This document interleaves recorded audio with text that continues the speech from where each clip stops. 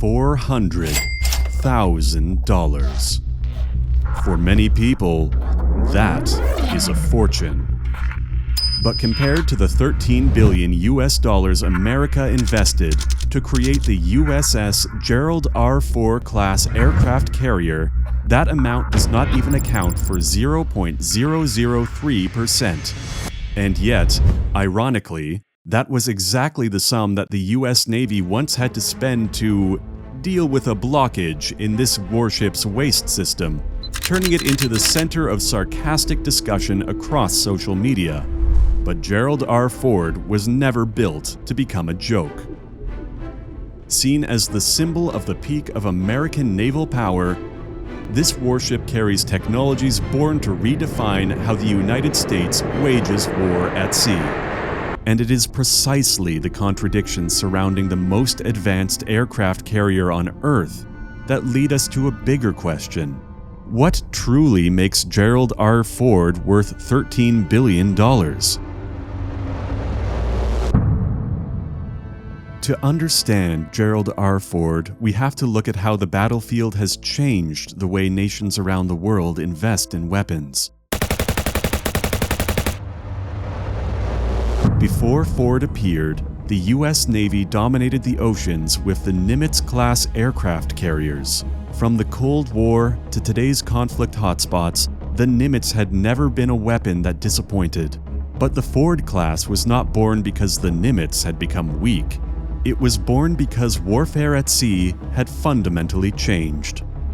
In the age of UAVs, long-range missiles, and electronic warfare, the United States understood that it could not step into the future by relying only on designs that had been born more than half a century earlier. And from that moment, Gerald R. Ford emerged with a mission to redefine the aircraft carrier for the 21st century. Named after the 38th President of the United States, who had personally served aboard the aircraft carrier USS Monterey during World War II, Gerald R. Ford became the first ship of a new carrier class developed by the United States under the CVN-21 program, a project widely seen as a revolution in naval operations. It will not only be a great symbol of American strength, but a great legacy for your father and our former president, Gerald Ford. More specifically, this program was designed to raise sortie generation to around 160 missions per day, with the ability to surge to 270 when needed, while also allowing the United States to maintain the ability to project power into global hotspots without relying on land-based airfields. After years of rigorous testing, CVN-78 was ordered in 2008. Construction began in 2009, the ship was commissioned on July 22, 2017, and it reached initial operation capability in late 2021. Since then, Ford has gradually proven its value through real-world deployments alongside the United States and NATO. But if Gerald R. Ford was built to answer a new kind of war, then where does that ambition first become visible? The answer lies in the ship's own structure. A massive floating runway, a 100,000-ton block of nuclear-powered steel, a sovereign territory adrift in the middle of the ocean. Those are only the most basic ways to describe the aircraft carrier Gerald R. Ford. At roughly 1,092 feet in length and 134 feet wide at the waterline, Ford's flight deck expands to a maximum width of 256 feet, about 4 feet wider than the Nimitz. In terms of flight deck area, Gerald R. Ford covers about 5 acres, equivalent to more than 3 American baseball fields combined, making it one of the largest moving structures ever built by human hands. With around 25 decks rising from the bottom of the hull to the top of the ship, Ford reaches a height of about 250 feet, comparable to a 25-story skyscraper rising directly out of the sea. Yet despite its enormous size, the greatest difference between Ford and its predecessor, the Nimitz, lies in how its deck is arranged to serve one purpose alone: war. Unlike the Nimitz, Ford has a smaller island that is pushed further aft, freeing up valuable space on the flight deck for refueling, rearming, and moving aircraft into launch position. That design allows Ford to be built around a sortie rate roughly 33% higher than the Nimitz. According to an analysis published in Proceedings, compared with the 70 aircraft typically carried by the Nimitz class, Ford can carry more than 75 aircraft, with that number rising even higher depending on the mission. That means that beneath the flight deck is not just an empty compartment, but a vast hangar bay stretching across roughly 2/3 of the ship's length, almost like a giant aircraft hangar compressed into the hull of a warship. The entire flight deck is connected to the flight deck by 3 large aircraft elevators, one near the bow, one midship, and one at the stern. Although fewer than the elevators on the Nimitz class, Ford's new layout results in a shorter, clearer flow between the hangar and the flight deck, reducing congestion during aircraft operations. With around 56 parking spots on the flight deck and 24 more in the hangar bay, Ford was designed as a closed aviation operating system rather than simply a floating parking lot in the middle of the ocean. You may still be wondering, what truly makes this aircraft carrier worth $13 billion? The answer is not its massive size. It lies in one of the most advanced military technologies in service today: EMALS, E-M-A-L-S, the Electromagnetic Aircraft Launch System. Replacing the steam pressure launch method that had defined the Nimitz class for more than half a century, EMALS stored electrical energy and linear electromagnetic propulsion, creating the pulling force needed to launch an aircraft forward. This expensive and highly advanced technology is built around a single process, one that depends largely on 3 critical components: electromagnets, the shuttle, and the launch rail. The electromagnets are the heart of the launch sequence. Controlled by a modern digital system, they transform the ship's enormous stored energy, held in energy modules, into electromagnetic power distributed along the launch track beneath the flight deck. Aircraft in a ready-to-launch state are hooked by the nose gear to a shuttle on the rail. That shuttle is the key mechanical component that helps drive the aircraft forward with maximum force. Once the launch command is given, the electromagnets are activated, and the magnetic field they generate creates a continuous pulling force that drives the shuttle forward. And in just a few seconds, 1, 2, 3, 4, the shuttle releases the aircraft at maximum speed. Immediately afterward, the same electromagnetic field slows the shuttle down, returning it to its starting position, ready for the next launch. EMALS shows just how quickly Gerald R. Ford can send aircraft into battle. But on an aircraft carrier, takeoff has never been the whole story.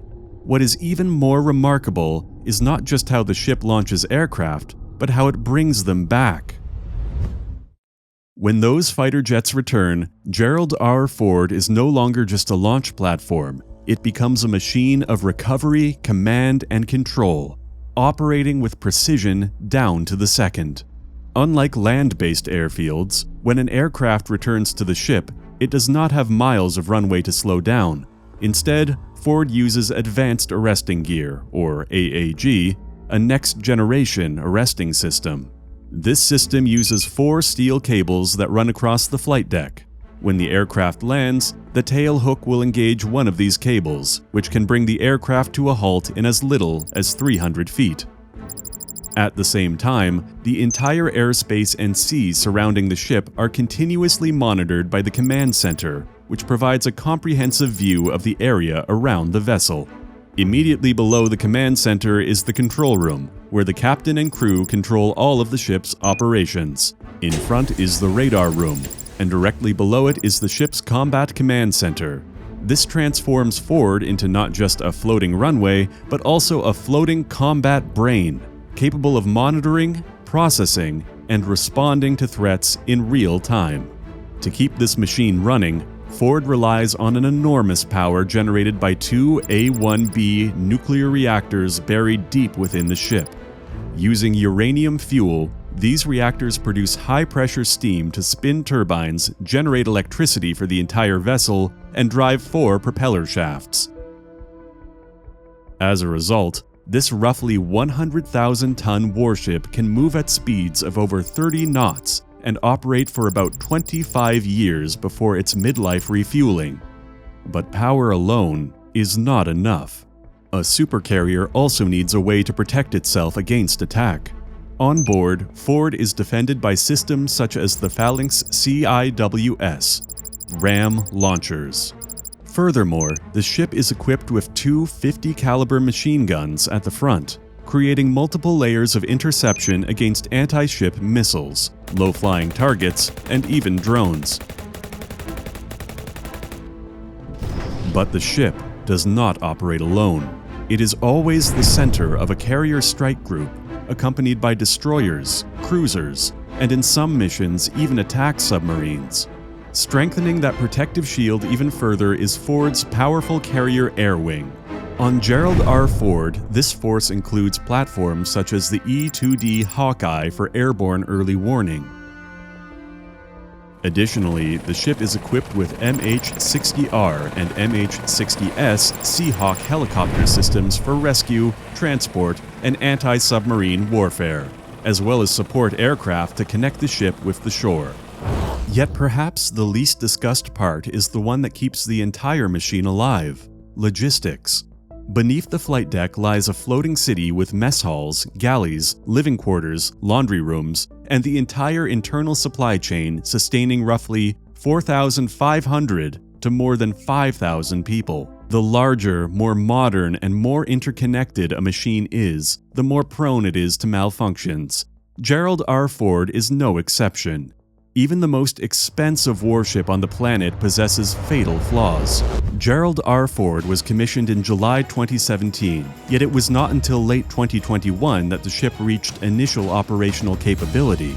In other words, it entered the fleet very early, long before it was truly ready to deliver anything it had promised. The first problem was cost, and the burden of sustaining it.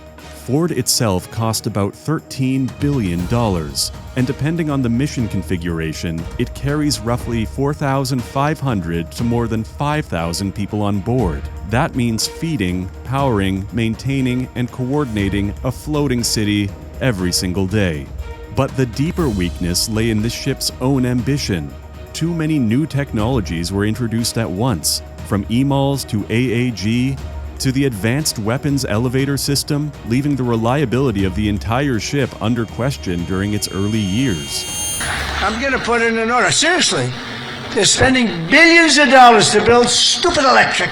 More specifically, the 11 Advanced Weapons Elevators became a technical nightmare, delayed by faulty components, software integration problems, and corrosion issues, creating a dangerous bottleneck in getting bombs and missiles to the flight deck. Then came the failures that seemed almost unbelievable. A waste system tied to nearly 650 toilets suffered repeated clogs, with some unclogging efforts reportedly costing around $400,000.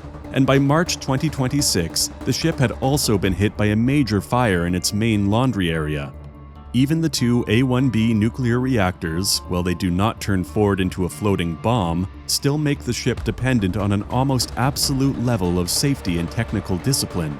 Despite its shortcomings, we certainly cannot deny that Gerald R. Ford remains one of the warships with an impressive combat record that will surely surprise you. More than 10,396 successful sorties during its first major deployment, 17,826 flight hours over 239 days at sea. These are just some of the remarkable figures that make Gerald R. Ford impossible to ignore. More specifically, during what the U.S. Navy called its historic deployment, which ended in January 2024, the ship carried out 33,444 aircraft movements on the flight deck, 3,124 aircraft movements in the hangar, 2,883 aircraft elevator runs, and 16,351 aircraft refuelings. Those numbers show that Ford is no longer just a floating laboratory. It has begun operating like a real war machine. Yet even those massive statistics do not seem to fully capture the power of this warship. From Europe and the Mediterranean to the newest flashpoints in the Middle East, Gerald R. Ford has appeared more and more frequently in military headlines as a symbol of how the United States projects power at sea. After leaving Norfolk on June 24, 2025, Ford and its strike group operated with NATO across the Atlantic, the Arctic, and the Mediterranean. By March 2026, Reuters reported that the ship was present in the Red Sea as tensions with Iran escalated. In other words, whenever tensions rise in a strategically important region, the United States can still move an entire floating airbase right up to the edge of the battlefield, thanks to the name Gerald R. Ford. In a world where powerful nations constantly race for military supremacy, the Gerald R. Ford class is America's firm declaration to the world. It has never abandoned its ambition to dominate the oceans. Modern, expensive, and surrounded by controversy, Gerald R. Ford shows that it is not just a strategic weapon, but also a massive investment the United States has made to reinforce its position as the leading power at sea. And if you want to explore more about the most expensive military machines ever built, we also have a video about the B-2 Spirit, the stealth bomber widely regarded as the most expensive aircraft on Earth. Watch that video to understand why it has become another symbol of American military power.